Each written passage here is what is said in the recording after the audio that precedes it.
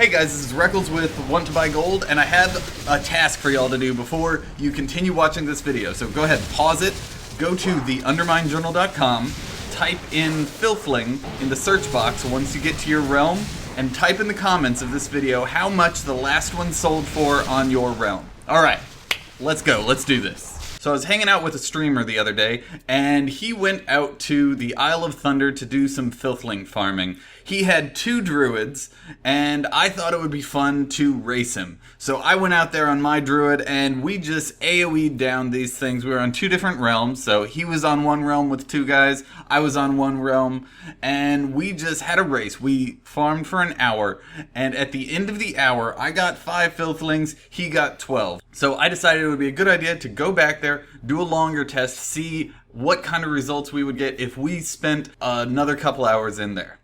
So, where are we going? We're going to be going to the Isle of Thunder. To get there, there's a portal over by the Shadowpan Garrison.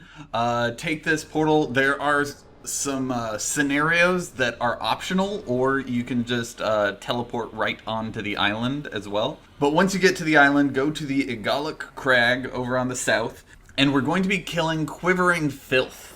So the Quivering Filth drops half-empty food containers, and those contain the pets. Now, there was a change back in May of 2003 where only the elite versions of these Quivering Filths drop the pets. So if you kill a bunch of the little guys, the non-elite versions, every once in a while, this big, huge, mega mondo Quivering Filth will spawn, and you can take that down, and that's what drops the pet.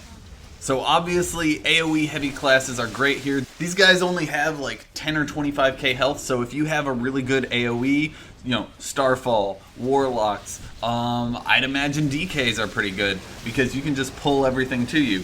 The only thing to be aware of is that these are neutral, so you do have to actually hit them to aggro them. But expect a little bit of competition here, especially if everyone decides to tell your friends about this.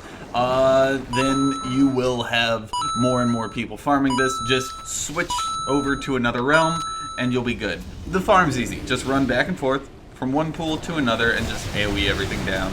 There aren't too many tricks. I would recommend having a battle horn, but that's about it. Also, just be careful not to pull the big dinosaur, Korasoth or whatever his name is.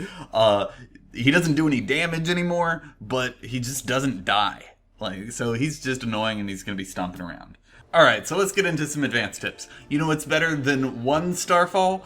2 Starfalls. If you want to farm this really efficiently, since it works kind of like a force spawn mechanic, where the more things you kill, the more things spawn, and the more things spawn, the more rares you're going to get. Since it works like that, what you can do to maximize the amount of pets you get is to have 2 druids or 2 people farming this.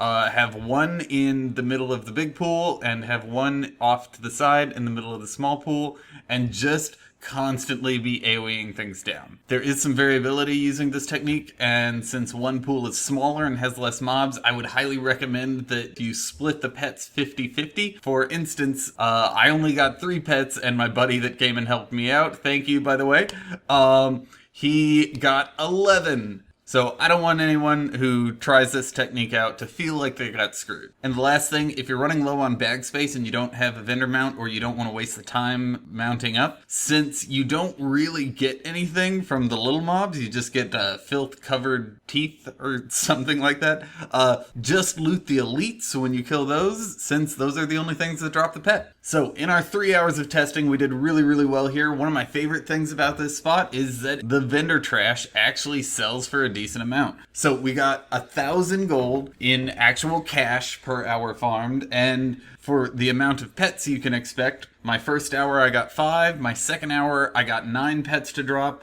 and my third hour when I farmed with a friend, it was 7 each. You can expect to get 7 pets on average, about 1 every 10 minutes. They sell for an average price of 3,745 gold, which means you'll get 26,000 gold once you sell everything off. And that ranges from 14,000 gold for the cheaper servers up to 70,000 gold for the more expensive servers. Now, one thing I do want to say, if you sell these, Don't put them all up or you will flood the market and drop the prices. So just put one up at a time, or if you want to level 1 to 25, you can put one level 1 up and one level 25 up and price the level 25 a little bit higher. But that way you keep prices on your server high and you get a free month of WoW, because these will sell for enough to buy you a WoW token. So that's all I got for today. Check out some of the other videos, subscribe if you haven't, and I will see you guys later. Don't forget to search, craft, post every day.